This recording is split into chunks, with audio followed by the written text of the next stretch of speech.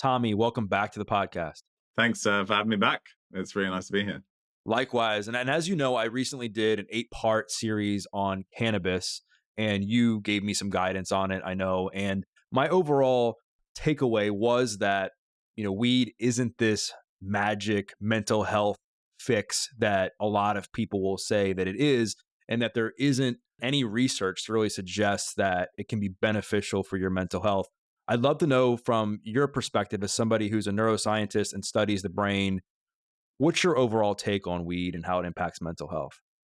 Yeah, I'll say up front that this is not my personal area of expertise, but I've obviously read some literature over the years and have studied some of the cannabinoids in the lab. So I think if we talk about individual compounds, there's certainly some interesting stuff that could come out. But broadly, when you look at epidemiological studies on, say, traditional weed smoking, be that either leaf or hash, the relationship with mental health is certainly doesn't seem to be good, and doesn't support an idea that it's beneficial for our mental health. I'm sure that like some light recreational use is unlikely to be significantly harmful, but chronic high use seems to be associated with changes in cognitive function, increased risk of certain mental health conditions. There was a very interesting study where they looked at Swedish conscripts, decades ago, and looked at their weed use and then looked at their long-term mental health risks, and it seems to be associated with increased risks of schizophrenia. That's the one that seems to pop up the most. Of course, there's like some bidirectional stuff, like people who are already predisposed to mental health conditions may be more likely to use weed or smoke weed, or I guess you could edibles as well. That's certainly the case in some other arenas where I've seen some of the research, like in those with post-traumatic stress disorder, opioid use disorder, say traumatic brain injuries, things like that. Often people struggle with various mental health conditions because of an injury or something else, and they feel that they can get some benefit or relief by self-medicating. But it's unlikely there's a real sort of benefit there, but you may, some of that dissociation may be helpful, particularly if you have a lot of intrusive thoughts or other issues. So there is a bi-directional nature to it in terms of who maybe is that kind of user. But broadly, there doesn't seem to be any benefit, and probably with large long-term use, there is significant harm. And some of the clients that I've worked with who've struggled with certain cognitive functions have had histories of long-term weed use, or like vaping now, and it's impossible to figure out that that's exactly what caused it, but certainly would be a big red flag in the setting of somebody with mood changes or cognitive function changes. And the main compound in weed that destroys people's brains, from what I understand, is THC. I gather that there's some correlation between somebody's cognitive ability and their mental health. Like when people feel off, they can't remember things, they're not able to focus and do a lot of the things that they were used to doing, that it's going to impact them mentally. Like, based on maybe your experience or the research you have read about certain compounds like THC, like what does it do to the brain, like cognitively? Like why does it impact the brain in such a negative way when it comes to cognitive function? Yeah, again, that's not really my personal area of expertise, so I wouldn't the mechanisms of that. And you and I have talked offline about our sort of desire to really know these mechanisms, and in reality, probably a lot of it is still not understood. And we can have these theories about what happens, and right, the brain has its own endocannabinoid signaling system, which is obviously being interfered with. THC is the main psychoactive cannabinoid or compound that you get from cannabis. Though there are a bunch that are non-psychoactive that interact with that system potentially in beneficial ways. But certainly, as much as you can study it epidemiologically, those effects do seem to be apparent. And you're right that in general, those kind of cognitive functions and overall mental health seem to be generally related to one another, because the people who have significant mental health disorders also have disturbed cognition. And what's chicken and egg, or both happening at the same time, hard to unpick, but certainly they do seem to come together frequently. So I guess you're somebody that consumes a lot of content online. Why do you think that, despite some of the stuff that we're talking about now, and some of the stuff that I've learned just through the series and what a lot of the research suggests, as far as that, weed is worse than people think. Like, why is a lot of the narrative online that people are finding so many valuable benefits from it if research says the complete opposite? Well, we all like our vices, right? And this is, and what's really interesting is that I'm not sure anybody, or very few people, can have a truly unbiased discussion about this stuff, because, and it would be the same if we're talking about nicotine, alcohol, caffeine. Probably those people who've managed to build it into part, as part of their lifestyle and are still functioning at a very high level, will then say, well, look at me, I still smoke X number of joints and I do just fine. I have my graduate degrees, I'm a physician, whatever. And it'd be the same for alcohol intake and other things. I would say the same thing for caffeine, although I believe that in general my intake is net associated with benefit. But if somebody tries to tell me that caffeine is detrimental for whatever health thing, I'm going to push back just because I like coffee. And so this is a big part of it. The other part of it is that for some people, like I said, and where I've seen some of this come up, is in, say, individuals with previous brain injury who have disordered mental health and/or cognitive issues that stem from that, and they feel like they get some relief from this, and maybe some other things as well. But what is sort of relief that gets rid of some of these, could be intrusive thought patterns or issues with cognitive function or issues with sleep. And you get this subjective improvement in sleep. It may not actually be improving sleep, and alcohol is very much the same, right? You are unconscious faster, but that doesn't mean that it's good for your sleep. And so I think a lot of it is subjective benefit. But then and just like, people talk about alcohol to unwind, or, I've had people message me and say, I've had these traumatic experiences and alcohol is the only thing that like helps me get through the day. And right, that's absolutely the scope for a therapist or psychologist, well beyond my personal experience or expertise. But people are getting this subjective relief. And so some of it again is, what are the things that predispose to the use of these various compounds? Yeah, but there's often a difference between that subjective experience and some objective measurement of long-term risk, say, which are not necessarily the same thing. Do you know anything about how THC and CBD interact? Because I've heard, like, one of the things that I heard is that one of the main reasons that weed is now so much more dangerous today is because the THC content is significantly higher and the CBD to THC ratio is lower, and that CBD, I think, is used to offset some of the negative side effects from THC. And now that THC content is much higher, that the CBD isn't really helping to offset anything. Do you know anything about the interaction between those two? Well, I know that, to the first point, that certainly there are certain cultivating processes that have tried to maximize the amount of THC in a given amount of cannabis. And but what I also know is that people talk about these different strains having these different compounds, and when people have looked at that, it's actually way more variable than you think. So yes, I think overall THC content has increased over time, but it's not as specific or as general as people would say. Like, again, if you go to sort of the subjective cannabis use literature, people will say, well, I use this strain and this strain makes me feel this way and this strain makes me feel this way, and there's some hypothesis that it's to do with the different balance of the different compounds. But when people have looked at that, that's probably not true. A lot of that is driven by placebo effect.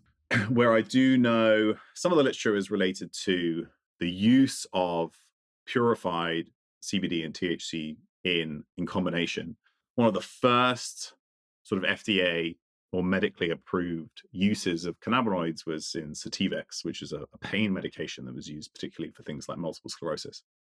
And in multiple sclerosis, they saw that particular improvements in sleep and some improvements in pain. And it was like both of those compounds were important together. And there were some ideas that CBD affects sort of the handling or recycling of THC, but then it also has its own actions in its own right, some of which may be anti-inflammatory or or related to things like that. And when you look at other sleep studies, at least high dose CBD on its own doesn't seem to support sleep, but in combination with THC together, they may improve sleep in certain conditions. So this is mainly done in pathological conditions like in multiple sclerosis. This hasn't really been done in like healthy people or athletes or something like that. Even though CBD is kind of sold as this recovery compound, there isn't really much evidence, if any, to support that in that context. So certainly they do interact, and then but depending on who you are, that may be negative or beneficial depending on the context. Yeah, and I think what you just said, I think people will tease that out and they'll say, oh, for CBD to have its full effects, there has to be, trace amounts or some amounts of THC, which is still like, I think that's still considered legal because it's classified as hemp and not as marijuana, I believe. Less than 0.3% THC, I think. Yeah. And so people will hear that, and it's like, and you see this in the nutrition space, which is kind of why I wanted to talk to you about this, because there's a lot of people that'll say like, okay, like sugar, if you give rats like a bunch of sugar, that sugar now is going to destroy your life and destroy your brain, right? When really they're taking a mechanism and they're saying, okay, like I see that it did that to that. And so that means that it's poison for everybody, right? And the same thing with the THC, where it's like, oh, see, you're saying that in order for this compound to interact, it needs this must be beneficial. And it's like, well, no, I mean, it's like it's minimal, right? And a lot of the weed now, it's got like, I forget the exact number, but it's like, 15, 20% or something like that, at least, of THC in it. And it's just completely destroying people's mental health. I mean, it's sad to see what it's doing to people. Taking this question to the next level, from a cognitive standpoint, if somebody's listening to this and they're like, you know what, like, I feel like I have been, overusing marijuana, eating too many edibles, smoking too much weed, however they talk about it, and I feel cognitively off. Like, what are some things that somebody could do if they want to improve their cognitive function and get it back to baseline? That becomes a whole other question. And clearly, if you think that some habit, and we can expand it out from just using cannabis, right? If you think that some habit is negatively affecting your cognitive function, the first step would be to find some way to decrease that and or eliminate it. And often that may require therapy, it may require pharmacological intervention, intervention from a physician, something like that. Like, that's a possibility, but sometimes you can also just think about, like, why am I doing this? Like, what is the perceived benefit that I'm getting? So often it's, say, relaxation or quote unquote de-stressing, or things in that arena. You're trying to feel more relaxed. So then you can think about, like, what other things can I do to try and achieve that same effect? So I still have this, and it often becomes a ritual. Like, there's this sort of like this part of what I do, and then I do this thing, and then I feel this, and I enjoy that feeling. So what other things can you do instead of that? And I think questions around alcohol certainly very similar. So identify what it is that you get out of it, and is there some way to replace that with a new habit or ritual where you still get some of those benefits? Because if you don't, then you may not be able to decrease use. Then I'm a big believer in the fact that the brain is very adaptable and can increase function pretty much any time in your life, as long as you provide the environment and the tools to do that. You would probably think about some diet related stuff, so nutrition, sleep, physical activity, other aspects of stress resilience or distress tolerance, right? Particularly if you're using these kinds of things for stress mitigation, and then social connection and some other things. How you stimulate and use your brain. Usually, I would say that if there's some specific function that your brain isn't performing as well as you'd like it to, right, that's where you could focus, because we know that the brain has task specificity, which means that if you train it in a certain task, it will get better at that task. So if you're struggling with short-term memory or working memory, you can work that. Or if you're struggling with some other things, decision making or focus, right, those are trainable things, as long as you're then decreasing aspects or removing aspects that inhibit that process, which smoking, alcohol, various other things can also interfere with. So that's kind of like, in that setting, that would be my two-step process.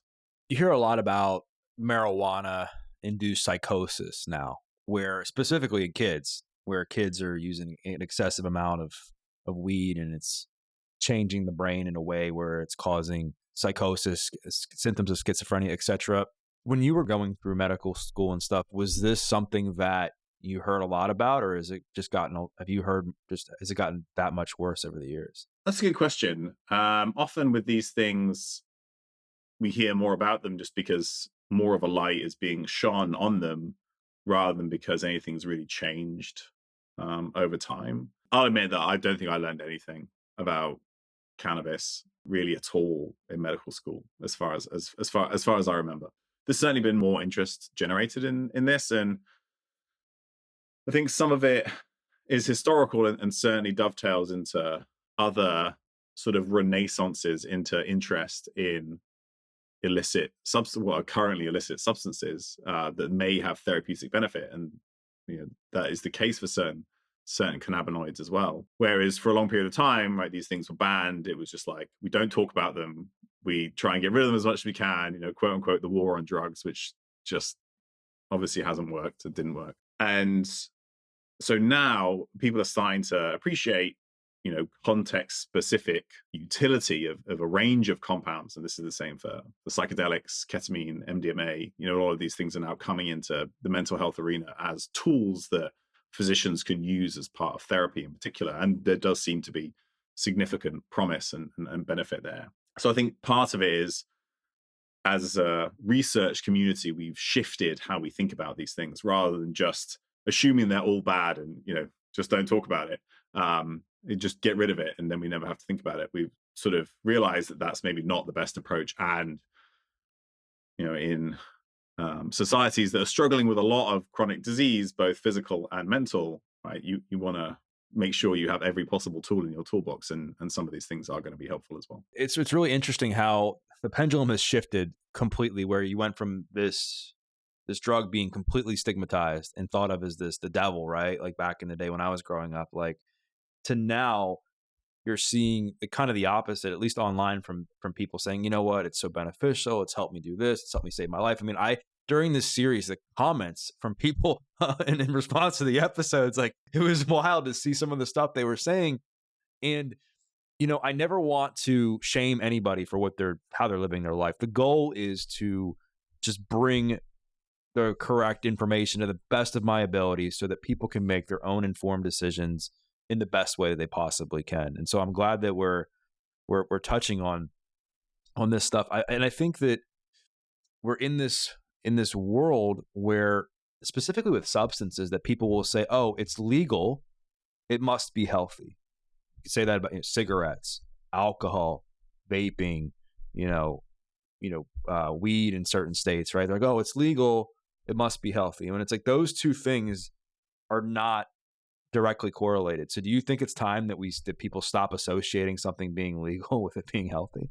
Yeah, probably. A lot of these things are historical, right? And depending on how you quantify, say, these exogenous substances that we choose to put in our bodies for various reasons, certainly a lot more damage is done by alcohol and smoking than weed. That's often something that, sort of, at least in the ways that we measure it, they're kind of like, well, it's much safer than alcohol because look at all these people who become alcoholics and have issues with that.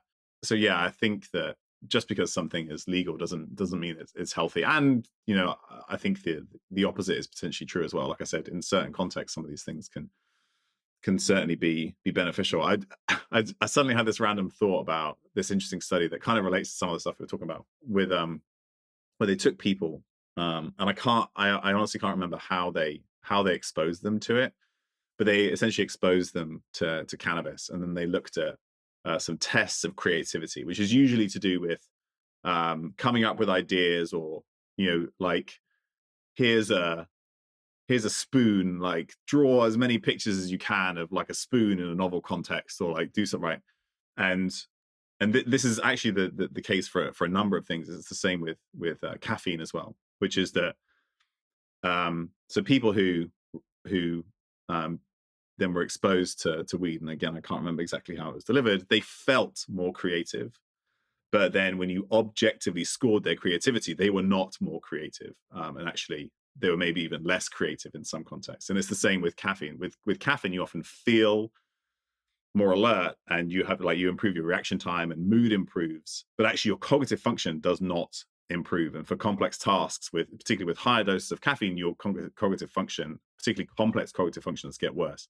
So often with a lot of these things, and I'm trying to draw broad, rather than just like focusing in on one, I can sort of draw these broad associations. Is often these things that we take or we consume, we feel one thing, but when you objectively measure it, it's not true. So there's this dissociation between what we're feeling and what's actually happening, and that certainly seems to be the case for some of these things. But then that's also why you get such heated comments, right? People like their vices, they feel they're getting benefit from it, and it's really difficult to have that conversation, right? I have my own biases against all these things, and it's really hard to unpick that from what you can sort of really meaningfully determine from the research. It's interesting you say that, because I feel like the same kind of thing happened with weed and mental health, where people will say the same thing, like, weed anecdotally helps my mental health, helps my anxiety, helps my sleep. But then there's research that shows that it's complete opposite. When you take a step back, it's like, well, it doesn't. It actually is worse than you think for your mental health. And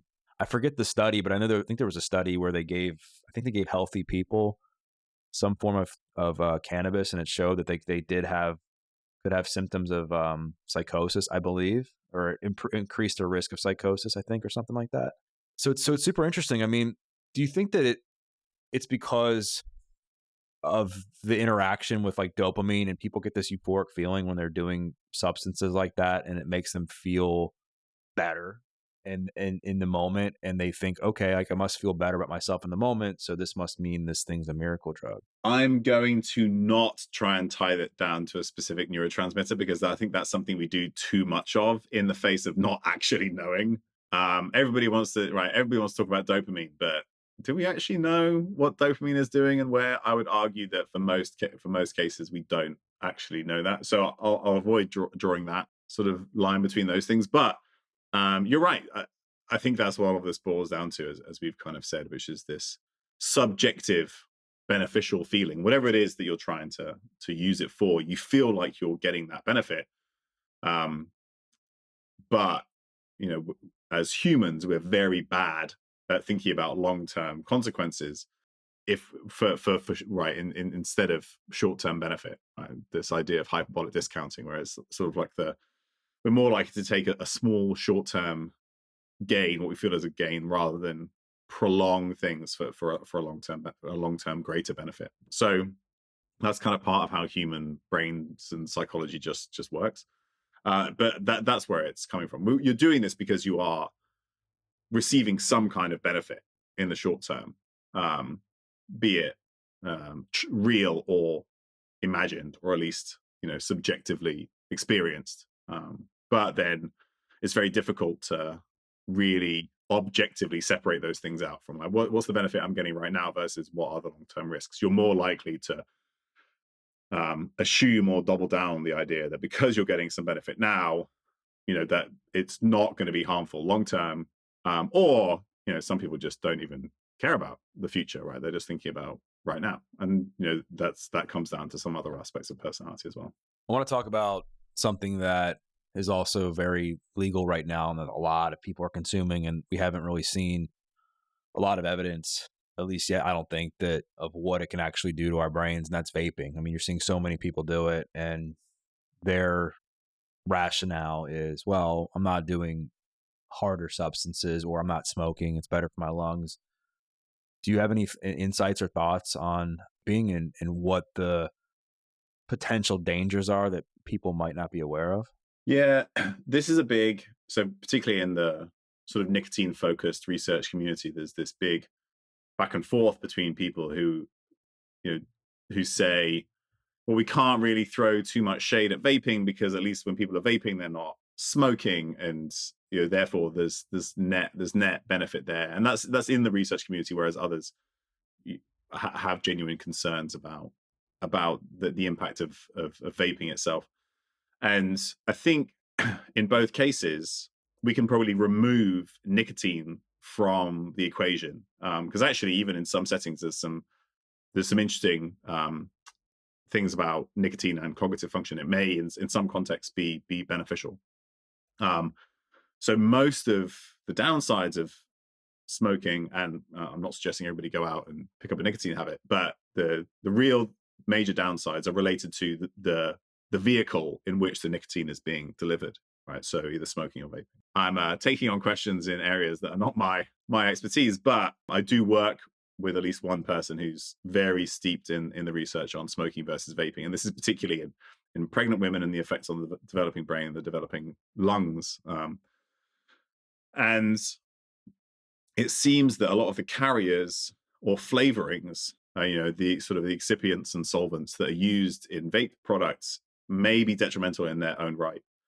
Whether that makes them better or worse than smoking, I think that's sort of up in the air. But they certainly don't seem to be harmless. And a lot of ongoing research in terms of how those, there was that a few years ago, there was this big increase, or at least several notable cases of people who had sort of acute lung injury, probably from one of the, I think it was a form of vitamin E that was used in the vape liquid. In reality, there are so many things that go into that we just don't even understand the effects of. So I think people are raising concern legitimately, but how that all pans out in terms of what it's doing to the brain, what it's doing to the lungs, whether that's more or less bad than smoking, really difficult to answer right now. But certainly, I know lots of people are actively looking into it because they do have some concerns about that. I know a lot of what you talk about in your work is habits, right? And like how to develop healthy ones to protect your brain and to help reduce the speed of cognitive decline, etc. And the way I view vaping as somebody who's been in recovery for over 15 years, I don't see it being used as in a healthy way. Like I'm not seeing somebody say, hey, I'm going to go vape and then I'm going to go focus on taking a test. I see people as it's just a bad habit and they almost can't live their life without vaping. They're carrying their vape pens with them, to school.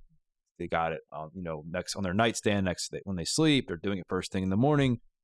And so I guess, and this is just maybe I have my own biases too, just like you have, where I'm like in the recovery, addict world. So when you look at stuff like that, do you think that is a good like metric to look at as far as whether something is good for you or bad for you is how you're using it? I do see what you mean. It's very difficult to really pass that out. I think if in general, if we think about the things that really seem to benefit us, they're often things that on their own and in isolation are hard to do and difficult for relatively short periods of time. So I think exercise and maybe other sort of hormetic exposures, heat, cold, maybe fasting. So then when something becomes something that you rely on just at baseline continuously to function normally in your day, right? Then you have to have some concerns, right? And right now I hear my wife being like, well, you can't function first thing in the morning unless you have a cup of coffee. So maybe I'm being a bit of a hypocrite. But I think you have to think about how is it fitting into your life more broadly. And if it's something where, without it continuously all day, you see, you don't function the way you want to function, and or it negatively affects your mood, which often if you're going into withdrawal. I think that it's worth thinking about whether that is something that you truly want. Is there some longer term benefit that you're willing to commit to by changing that habit? And if not, that's fine, right? And like you said, people should do what absolutely they want to do in the moment and whatever makes them feel best. And I'm certainly in no position to judge. So it's just thinking about how is something working for you right now, and is that something that you want long term or not? Why are you doing it? And, sometimes if you really dig into why you're doing something, maybe some other alternative comes up, right? You're using something long term because of, it helps you dissociate from certain negative feelings or your other aspects of mood. Then maybe therapy or some kind of psychological input or something, can help you work through that. A lot of people are dealing with the issues of long-term trauma and other things that they need professional help with, and that's not always the answer, but certainly could be something that in certain contexts can help with that process. I compare like vaping to cigarettes, and again, I could completely be missing this, so correct me if you think I'm just totally missing the boat. But I look at what vaping is to a cigarette. Take out the smoking part, because I know smoking has its own set of negative benefits for obvious reasons. But I look at vaping to cigarettes as I would compare like vodka to beer, because of how potent these vape pens are and their concentration of nicotine. Where in a cigarette, there's not as I would imagine there's not as much nicotine. I mean, do you think that if this is the case, that in itself could cause people to become very addicted to vaping?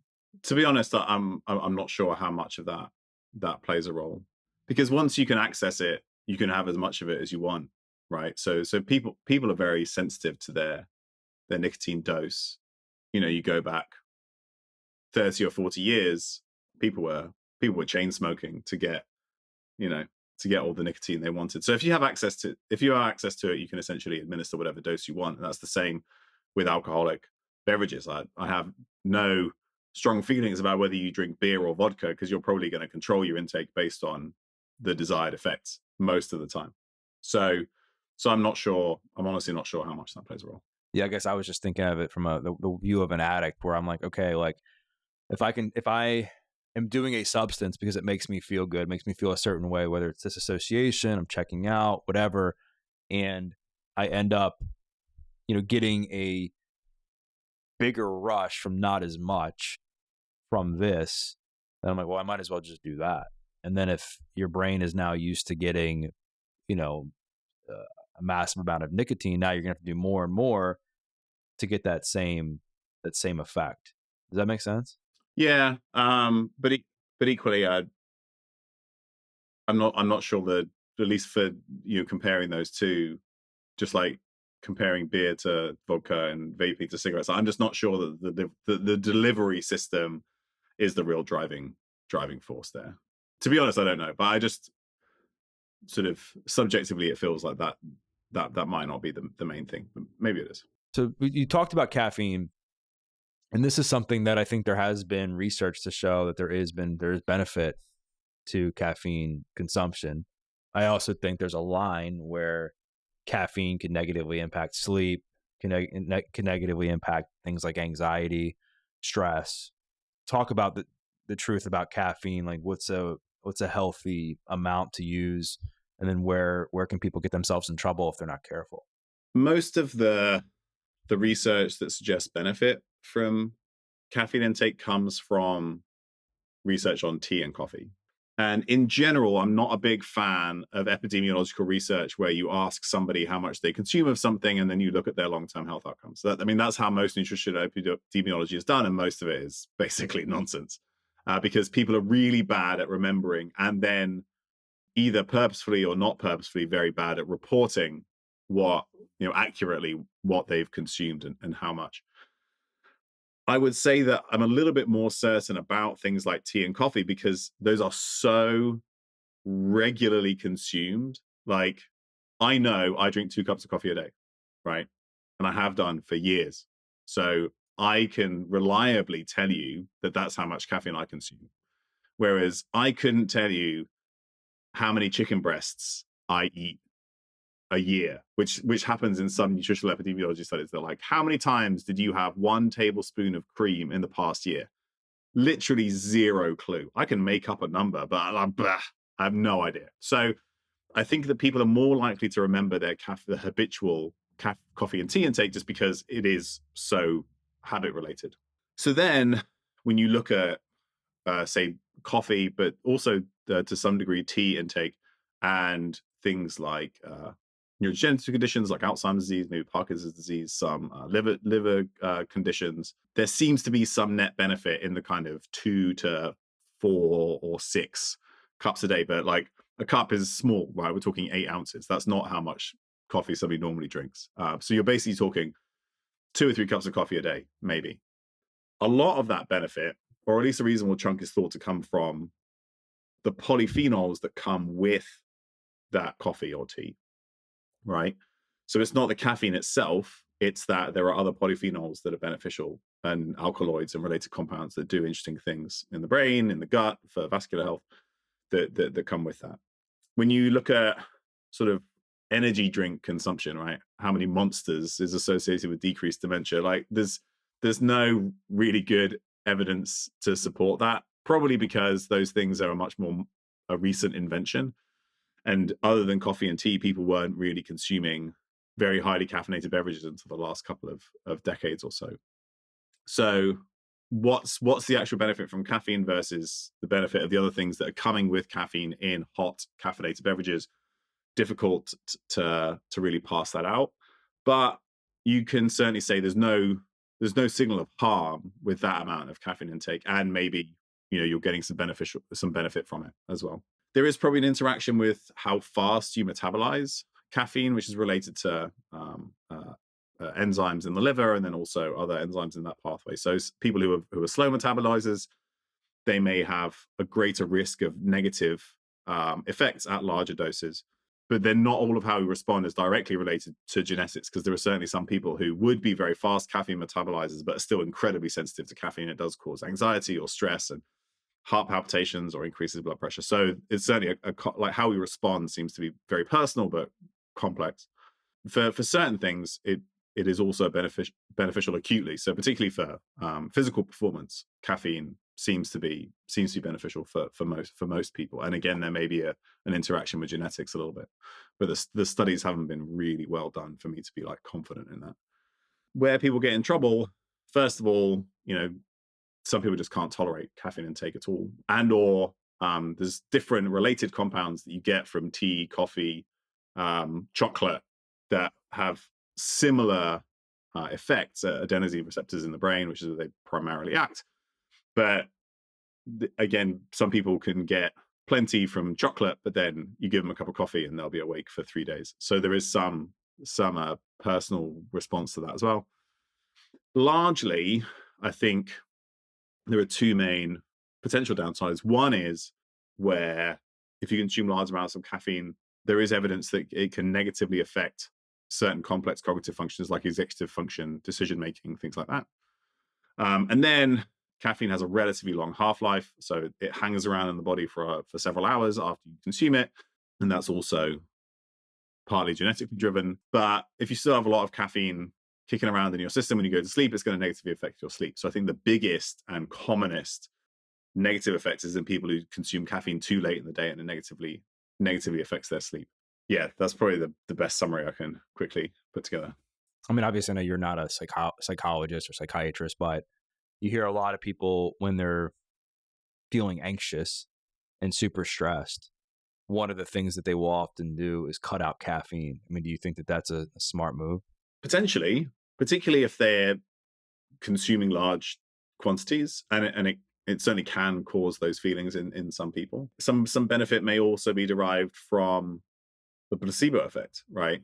If you think that you're anxious because you're consuming a lot of caffeine and that you'll get benefit from cutting out caffeine, I believe you will benefit, but some of that is driven by removing the caffeine, and some of it is driven by the expectation of benefit, and that's good too, right? Anything that you can do that you think will positively benefit you, and it does, like regardless of why that happens, it's often helpful to leverage those things. So do you think the same thing? We talked about this a few minutes ago. This euphoric feeling that people get when they do a substance. We talked about how it happens with weed, and people get the wrong idea about that. Caffeine, talked about vaping. In this context, I know personally that I'm like, all right, if I'm interviewing Tommy, I need caffeine to focus. Like I need caffeine to make me alert. But then I'm also hearing you say that it can have negative impacts on decision-making, executive function. I mean, so is my experience purely you think placebo or anecdotal in this, and that, I really should be paying attention to if it actually makes me like perform better? Yeah, this is all complex to untangle, right? So when I say that caffeine can negatively affect certain aspects of cognitive function, it can, when you're sleep deprived, help overcome some of the deficits in cognitive function that are generated by sleep disruption or sleep deprivation, right? So in that context, maybe it is beneficial, but it may be that particularly higher doses of, right, if you have several cups of coffee in a short period of time, for example, that you sort of push yourself over the optimal balance of focus, and you become hyper aroused, and that's associated with negative or decreases in complex cognitive function. So have you heard of the Yerkes-Dodson arousal curve? So this is used quite a lot in sports performance, or at least was historically, but it's actually based on a study in mice. But what they did is they had mice either do a complex task or a simple task. And before the task, this is a memorization task. Before the task, they shocked the mice with a small electric shock to arouse them, right, to stimulate them, right, to kind of get them amped up. And we know that when you are more aroused, you are more likely to remember something, right? It's the same for humans. Yeah. This is why we preferentially encode traumatic experiences, because we're like maximally aroused. We're releasing all these things, cortisol, noradrenaline, all these things that actually help us cement memories. So we know that arousal up to a certain point helps to stimulate encoding of certain skills or memories. And what they saw was that for a very simple task, basically there was no upper limit of how much you could shock or like how much you could arouse the mouse, and they would still perform the task. It wasn't that they kept getting better, but they sort of like leveled off. They got better, and then it sort of leveled off at higher doses. For a complex task, they see some benefit with a small amount of stimulation, a small amount of arousal, and then they see a decrease in performance with higher levels of arousal. And so it builds this idea that for any complex task, there is an optimal amount of arousal. And that's different from task to task. So when you use this in sport, you would say that if you want to be the fastest possible 100-meter sprinter, your optimal arousal is really high, right? You need to get out of those blocks like almost before the gun goes off, right? That requires really high levels of arousal. If you want to shoot the best possible score in Olympic archery, you need much lower levels of arousal, right? So if you think about the gold medalists in the Olympics in the 100-meter sprint versus archery, the maximum amount of arousal that allows them to perform best is very different, because if the archer was as amped up as the sprinter is, like, they're never going to hit the target as well as they would if they were much less aroused. So this basically just comes to the idea that for any task, there is an optimal amount of arousal. And if you are overstimulated, say with large doses of caffeine, and actually there's some interesting, very recent study that came out on using other stimulants, and they show the same thing. So things like methylphenidate, which you might prescribe to a kid with ADHD, and they may see benefit in a person who doesn't have attention issues. If you give them these stimulants, these sort of ADHD meds like Ritalin, they think that they're performing better, but they're not, just like with caffeine. So again, there's this disconnect between subjective and objective performance. So how this all goes back to your question is essentially to say that for any given task, there is an optimal amount of arousal, and using caffeine to increase that arousal can be beneficial depending on context in the individual. And so like the dose makes a difference, other context makes a difference, right? If you're sleep deprived, then a little bit of more caffeine may get you into that window. But if you're not, or if some other things are going on, then it may push you out over the other side. I don't know of many people who would really objectively measure their function in the kind of tasks they do day to day. It's probably possible. So some of it requires like a little bit of navigation, because when you do these studies, often they're placebo controlled, right, in a research setting. So you take away the expectation. Whereas if you want to really focus on a podcast, because I'm going to give you really long-winded answers to your questions like I am right now, you want to focus. And so if you expect that you'll focus better because you have a good cup of coffee before we record, you will get some benefit just because of the expectation. And so that's why in the real world, not everything can be answered with these sort of placebo controlled studies, because the actual outcome is also driven by our expectation, which just makes it more complicated.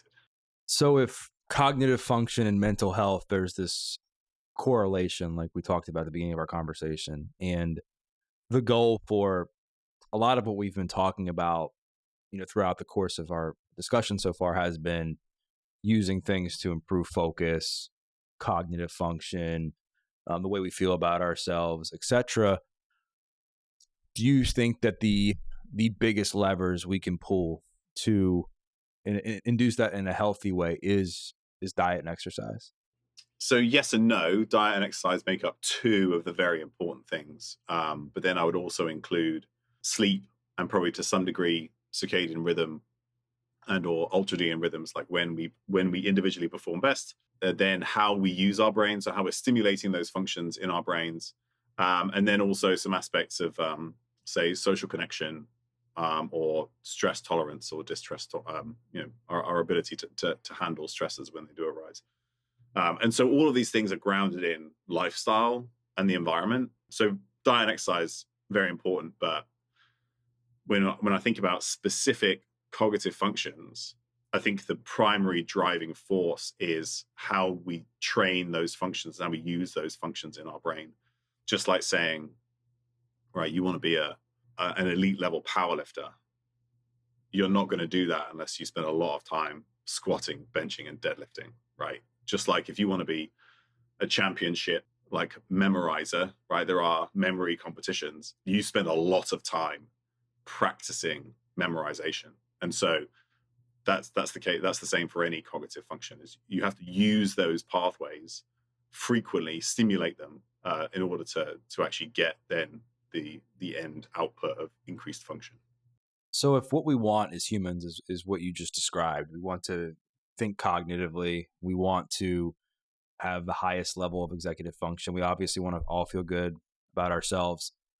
And yet you just described what I think is pretty common knowledge for most people as far as how they can live like a good life, right? Is sleep, manage your stress, learn how to to effectively manage stress, eat well, exercise, social connection. Like I think that's been talked about for a long time now. Yet people choose these other paths, like we've kind of talked about, in order to seek those things despite knowing what actually works. Like, what do you? I know you've had your own your own battles with disordered relationships with food, etc., and you've had your own experience with some of this. Given what you know, and then also your role as a researcher and a scientist, why do you think humans go down this wrong path despite knowing the other path is the way to prosperity in life? Because the other path is hard. As I've spent at this point like 2 decades being really interested in human health and performance, and like first it just started with me, and then myself as an athlete, and then other athletes that I worked with as a coach, and then as a doctor, and as I sort of built companies and started to do my own research. You're right. Nothing that I say should be particularly surprising to somebody who's listened to a handful of health podcasts, right? Because it's not.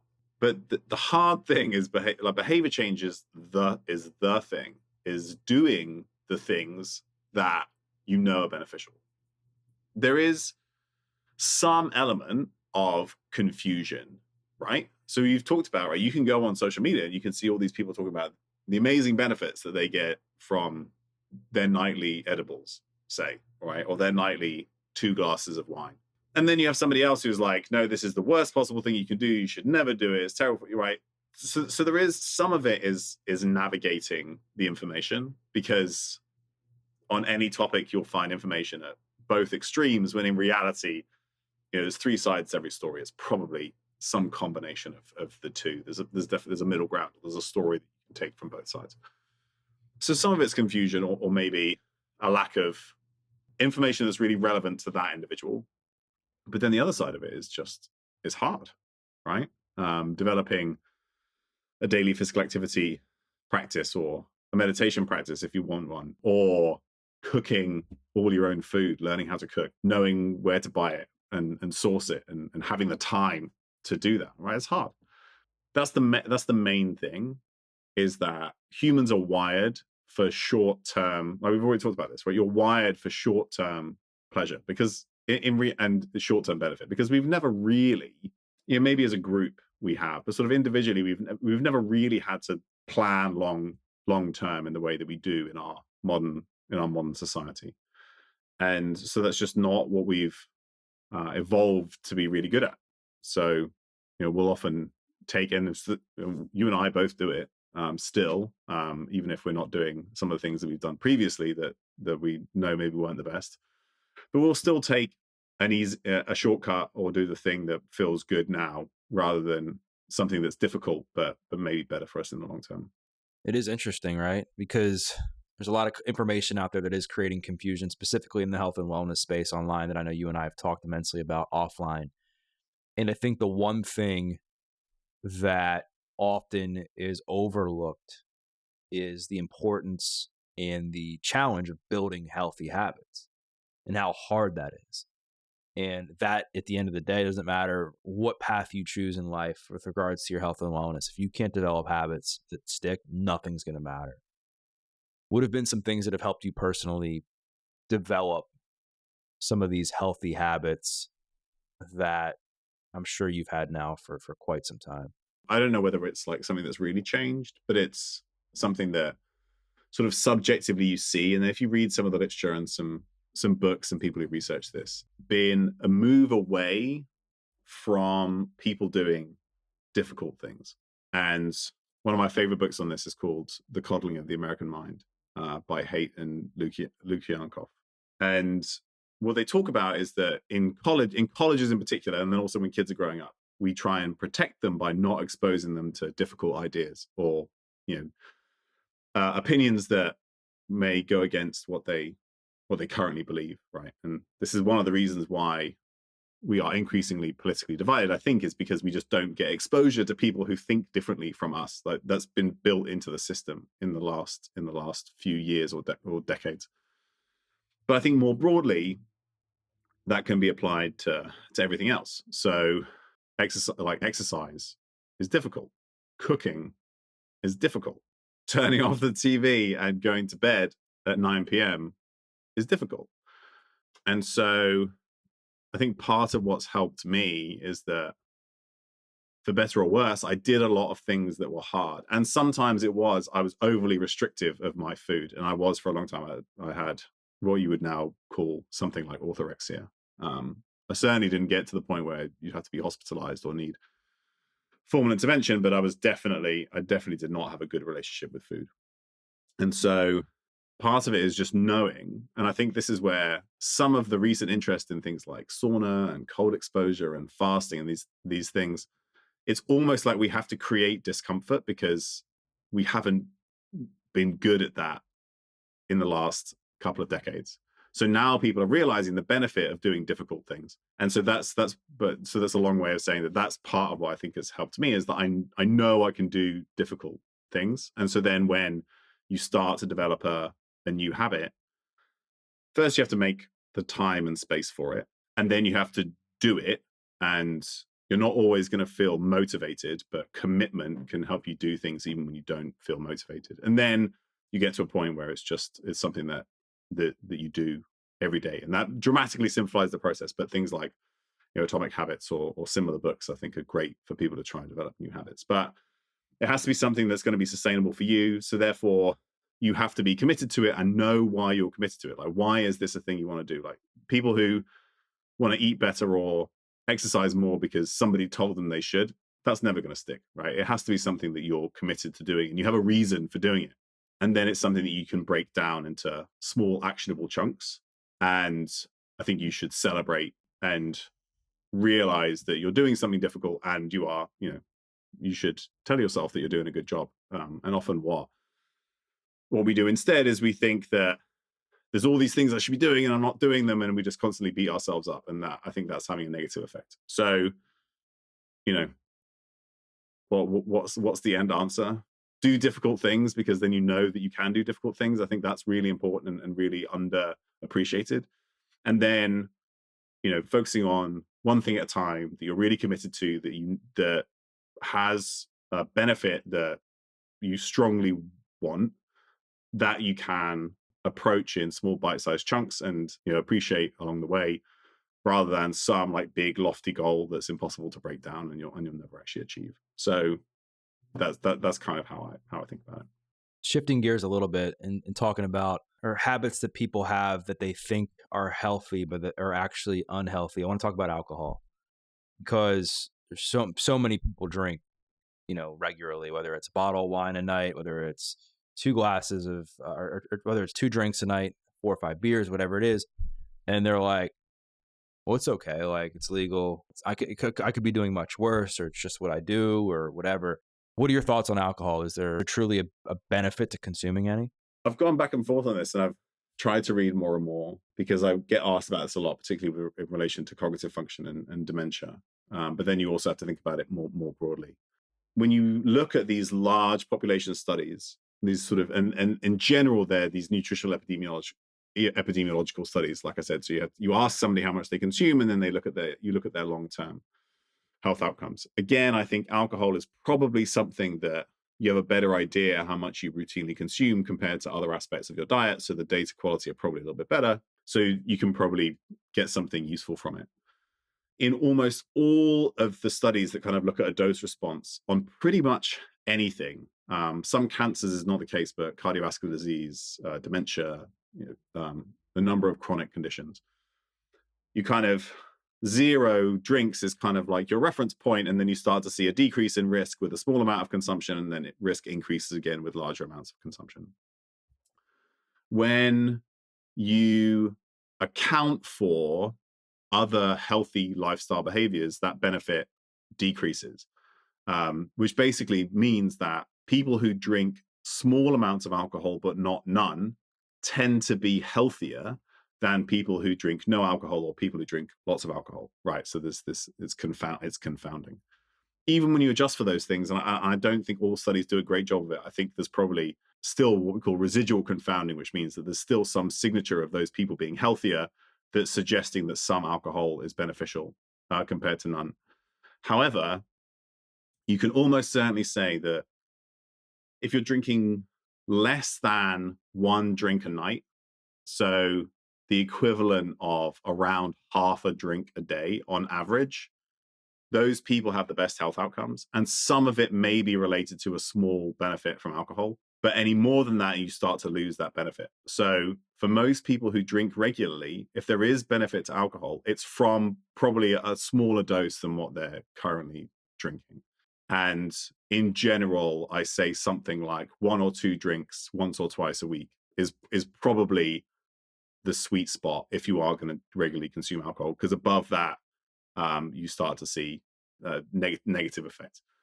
So I'm still unsure if there is benefit. Some people think that alcohol is providing a hormetic stress. It's upregulating some enzymes and some other things, like just like exercise, right? It's a short-term stress that results in long-term improvements in things like oxidative stress handling and stuff like that. So there's a possibility that alcohol is doing some of that, but the dose required to do that is not very much, and is probably less than what most regular drinkers are consuming. Is red wine healthy? Yes and no. Because there was this, I mean, that's been the old thing, right? That, red wine is okay to drink because it's quote unquote healthy. A lot of studies focus on this in different ways. And so one, maybe to look at red wine consumption in Mediterranean countries that tend to have, particularly in, say, the blue zones, or like Sicily, where people have live long and healthy lives, and other aspects of, or other areas in France or Greece or Italy. They kind of, these people regularly, daily drink very small amounts of red wine. And certainly, their glasses are a lot smaller than, like, if you go to a bar and ask for a big glass of wine, which is a third of a bottle, which is a lot of wine. So they're probably drinking less, and they're probably doing a whole bunch of other things that are beneficial to their health. So they might be in that kind of sweet spot where there is some benefit, but they're probably not drinking as much as an American or a British red wine drinker. Other things that are important are that people who drink red wine are very different from people who drink other things. They tend to be more highly educated, have a higher, have higher incomes. There is a whole bunch of other things that give them an advantage in terms of their long-term health outcomes. So I think that's where some bias does creep in. And then finally, and I think where some of your question comes from is, well, what are the other things that are in red wine that may be coming along for a ride with the alcohol? Like, just like polyphenols come along for the ride with caffeine in coffee, there are lots of polyphenols that come, right? Those are the things that make your red wine red, that are potentially beneficial, that come along for the ride with the alcohol. And there are lots of interesting health benefits of berry polyphenols. It's one of the reasons why I think like those small wild blueberries, you can get them like in the freezer at the grocery store, are one of the best things to eat for the brain if you can, because they do a lot of interesting things. And, worst case scenario, you just had some nice berries, right? So there are maybe some compounds that are in red wine that could be beneficial, but I think you can get those things from other foods without having to consume alcohol at the same time. Like, you could probably get them from berries, and eating some berries rather than drinking red wine. That's how I would approach it. Although occasional glass of red wine is probably just fine. And then some of those compounds that are in red wine have also been overhyped and have turned out to not really be the thing, right? So resveratrol is one where I remember in undergrad, the original paper on resveratrol, I think it was published in Nature. I presented it in the journal club, and it was like, this is the thing. Although then I calculated how much Rioja, which has the highest quantity of resveratrol, I think, or how much, and it's almost also in peanuts and peanut butter. And basically, you'd have to drink like several gallons of red wine a day to get like a workable dose of resveratrol. So some of the things that we're told are beneficial in red wine probably aren't, but there may be some other compounds, but you could also get them elsewhere and not have to consume alcohol at the same time. I want to talk about healthy user bias a bit, because I think I heard you reference in another podcast talking about like the blue zones is they reference like the consumption of a little bit of alcohol, I believe. Then you just talked about that people who drink red wine, they tend to have higher quality of life as far as circumstances. They make more money. They're more highly educated, etc. In some of this research, like, how do we know that some of the benefits that are coming from, the minimal, I guess you could say, alcohol use throughout the week is coming from the alcohol itself, and not the fact that they are probably living a life that has less stress, they're eating healthier, they're moving more, they probably have better quality relationships? Like, how do we know that it's the alcohol independent of those other things, or do we not know? So we don't, and that's my main contention with this research, where people cite this stuff to say, there's some benefit, some longevity or dementia benefit from small amounts of alcohol. And I think there's probably still some residual health user bias, because even if you adjust for stuff statistically, like in part of my job, I'm a statistician for large clinical data sets, right? Data from humans is inherently messy. We don't know all the things we're measuring, or we should be measuring, or how they affect the outcomes we're interested in, or how they interact, and generally how they interact we're not taking into account when we do these models. So my guess is that any benefit of small amounts of alcohol is less than what is reported, because it's very difficult to account for all these other interacting beneficial factors that people who drink small amounts of alcohol have. But on the other side of that, I think you can also say there's no real signal of harm in that area, right? Because if you have a statistically significant benefit, even if that's still confounded by other healthy user bias factors that haven't been accounted for properly in those models, there's still no evidence of harm in that range. So, maybe some benefit, but certainly up to, one drink a night, maybe no real evidence of like true harm, whether or not the benefit is real. But if somebody's doubling that dose and they're having 2 glasses of wine every night, or, to fill in the blank, like, what do you think are some of the potential like risks in their mental health or their life in general that they want to pay attention to? Yeah. So once you get to that dose, like, you've definitely crossed the line where you start to, so if you imagine this imaginary line of, like, on the x-axis you have number of drinks a night, and on the y-axis you have your risk of disease, and you start at 0, the risk comes down a bit with a small amount of alcohol, and then the risk goes up with more. Once you get to like 2+ drinks a day, then you're starting to see potential changes in brain structure, maybe cardiovascular disease risk, cancer risk, dementia risk. It's in like a bit of a gray area, but certainly by 2 drinks a day in some studies that's been associated with less brain volume. So you start to see decreases in the amount of brain you have in your skull, which is usually a bad thing. So I think somewhere around that cutoff of 2 drinks a night is where you start to see risks increase. And so you also hear people say, and people have said this to me, like they're like, well, it's not negatively impacting my life. Like they're drinking the amount that we're talking about now, a couple of drinks every single night, more on the weekends, but they're making money, they're supporting their family, their marriage is good, like they're checking all the boxes, right? Do you think that those types of people are just not susceptible to the negative side effects that you're alluding to, or do you think that they're just not aware of it and it's going to catch up with them later in life?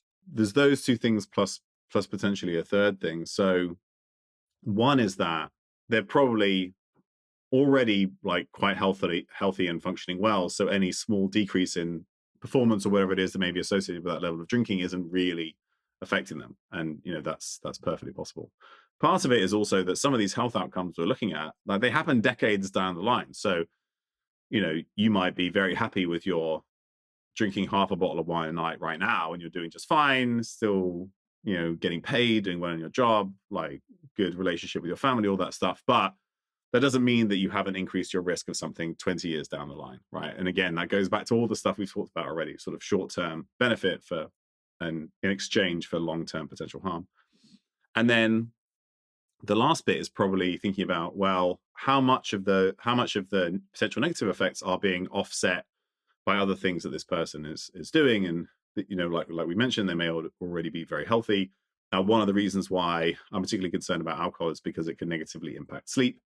But if they're not drinking right before bed, say it's earlier in the evening, they metabolized out most of that alcohol by the time they're going to sleep, and it's not negatively affecting their sleep, then they're probably going to be offsetting some of those negative effects. So particularly related to alcohol and sleep, which is one of the reasons why I think that higher doses of alcohol may be associated with worse long-term cognitive function is because of how it negatively affects sleep. So if you are managing to build this in while still getting benefit from all these other areas of your life, then it's very possible that at that kind of level, they're not seeing any negative effects.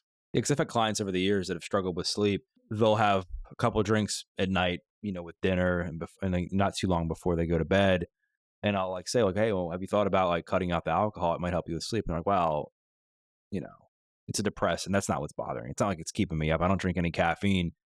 What is it about alcohol that impacts sleep? Well, there's a couple of things. So one really important aspect of proper sleep initiation is changes in core body temperature, and alcohol tends to increase our temperature, and it's one of the reasons why some studies suggest that you sleep better if you don't eat right before bed, because when you eat, your metabolic rate increases and it doesn't allow your temperature to drop, which is part of sleep initiation. So one of it is it can mess with your temperature, but then it can also affect sleep architecture. So they may feel like they're falling asleep just fine, but they may not be getting the normal sleep cycles in the right order that they would otherwise.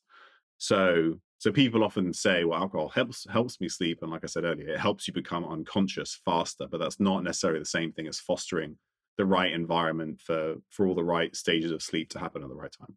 Yeah, it's super interesting because I think this is probably the biggest substance that people will rationalize their use for, despite all these negative impacts that it can have on people's health.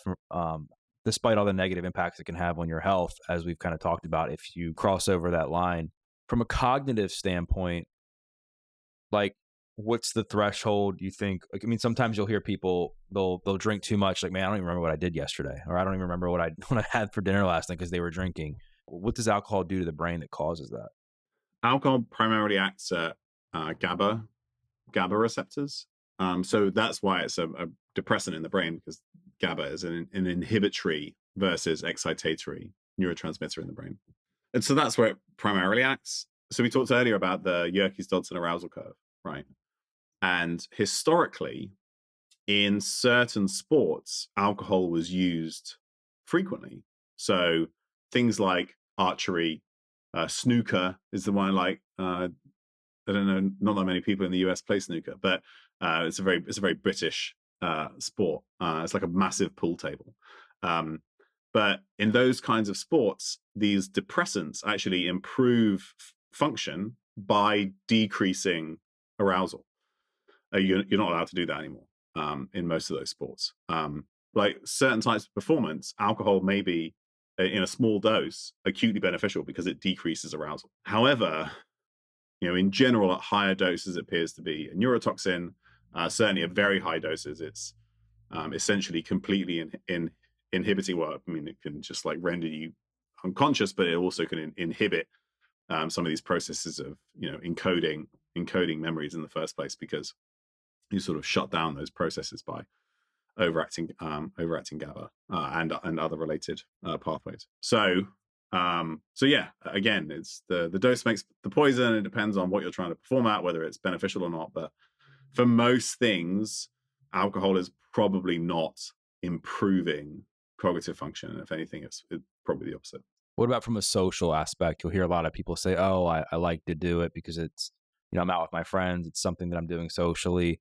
Do you think that socializing with friends offsets the negative benefits, or do you still think somebody's better off socializing without, drinking a bunch of alcohol? That's wow, you said a bunch. So well, drink it without drinking a fair amount of. I mean, because when people go out, they're not just having a drink. It's like typically they're going out for a few hours and it's a couple of drinks. So say when I go out with friends in that context, I will have one, maybe two, and that happens, every few weeks or so. But you're right, that's probably not what most people do. So I do think that the benefit of social interaction probably offsets some of those potential negative effects of alcohol. That's very likely. We know there's a whole number of benefits of social interaction that affect our long-term health. And if alcohol is required to facilitate that, then, there may be some balance of benefit there. Having said that, I know plenty of people who, I think a lot of it is societally driven. And I know that, like, historically, I always thought that if I wanted to go out and talk to people and dance or whatever in a club, I'm going to have several drinks to be disinhibited enough to get to that point. But there are, we all know people who don't do that for health reasons or religious reasons, and they manage to do all those things just fine. So I think some of it is what we think we need versus what we actually need. But yeah, if it's helping to facilitate social interaction, there's probably some beneficial trade-off there. The flip side of that is one of the biggest roadblocks I've heard from people as far as what keeps them from quitting drinking is they're afraid of what their friends will say when they go out. So it's super interesting how this all interacts. I mean, it's the biggest thing they'll say is they'll say, you know what am I going to say to my friends when they're drinking and I don't want one, or I'm not going to have one? Like, how do I deal with that? And so I do think it's a slippery slope in that you have to have this strong foundation built where you're working on your health, your wellness, your confidence, your sleep, your stress, so that you can present yourself in the best way possible, and using, some of the, and using what, if you're choosing to have a drink when you go out with your friends, using that as an extension of your lifestyle and not because you want to please the people around you. And that's really important. And there's certainly a balance there. Like, if certain groups or activities are, for whatever reason, driving you to do more of an activity that you want to do less of, not doing those activities or not spending as much time in those groups is probably going to help facilitate that change that you want to make. But equally, I've certainly known lots of people who've become, because they've been so hyper focused on doing everything quote unquote perfectly, exercise, sleep, diet, all this kind of stuff, that they've essentially completely socially isolated themselves because they don't want to go out to eat in case, they don't want to eat a certain way, or it might interfere with their training the next day or something like that. So I think that there's definitely a trade-off there. And I would not, there's harm from going all the way, like isolating yourself so that you can only do these perfectly healthy behaviors, because then I think that the negative effect of that social isolation is probably greater than occasion, the downsides of having a beer occasionally or a pizza occasionally. So there is an important trade-off there. But equally, I think there is a big push now for less alcohol consumption, and certainly like younger generations are drinking less than older generations. And if I go to a cocktail bar or a bar, I can get a non-alcoholic IPA, I can get a non-alcoholic cocktail, and I do that frequently. So you get all the other stuff that's associated with that. You get the environment, you get the people you're with, you can cheers them, you can, have an enjoyable beverage, but that doesn't have to come with alcohol if you don't want it to. So I think that there's a lot more options now to facilitate that same social environment without having to consume as much alcohol, which I think is great. Yeah, and the orthorexia thing is a thing, right? Because I remember like it was like the one thing that I wanted in my life was to be happy and to be healthy and to have all the friends and to attract certain people into my life. And I thought the way to do that was to look a certain way and then seek perfection in my health and wellness journey. I found myself doing the very thing that you referenced. I'm like hiding, in my kitchen, not going out, eating chicken and broccoli. I'm traveling on planes with frozen chicken and broccoli because I was afraid of eating something unhealthy. And my social circle became very, very small, very, very fast. And I began to isolate, and I was just as miserable as I was as a drug addict because I didn't have anybody I was associating with. The thing that I thought would give me the greatest joy and happiness in my life didn't, like the way that I looked and vanity and stuff like that. And so, yeah, it's definitely I hate to use this word because it's like nobody does this, but it's definitely a balance, right? And you have to figure it out. I feel like we're either all in or all out, but I also think it's important to have conversations like this where we're just openly discussing, some of the facts and just even your objective opinion on a lot of these things, because I think it's important for people to understand that there's a lot of information out there on health and wellness, a lot of information out there about some of the things that we've discussed. And I really do think that people now need to do due diligence on these things so that they can craft a lifestyle that they truly want that actually feels in line with them. Because otherwise, you're going to go online, you're going to be confused. You're going to see somebody say red wine is beneficial. And you hear somebody else say, well, alcohol is going to destroy your brain. And you'll see somebody say that exercise is good. And another person will say, like you should just, stick to red light therapy and that'll fix all your problems. And it's tough out there. So I do think it's important for people to listen to things like this.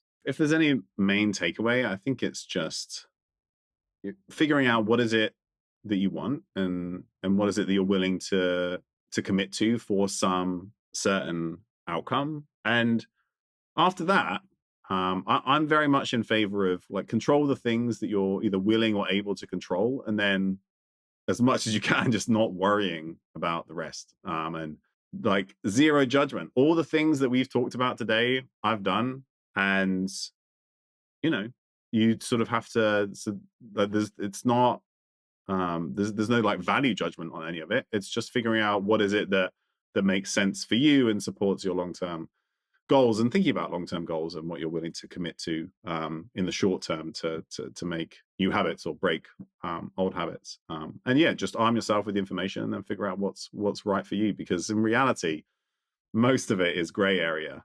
Another part of it is you take the pleasure out of these things when you only consider them in terms of their health benefits or health detriments, right? So potential benefit of sitting with a friend and talking over a glass of red wine, right? Yeah, maybe there's some benefit from the red wine. There's a lot of benefit from the social interaction. But then like overanalyzing it, being like, well, I should drink half a glass of red wine a night because that's going to give me the optimal health outcome, right? Like you're missing the point there, I think. When we objectify these things in this way, we miss out on the joy of it. And that's the same for sleep and social interaction and alcohol and food. Right? If you're analyzing every macro that goes in your mouth because you think that's going to give you some goal, you miss the joy in food, which should be joyful most of the time, and shared with others.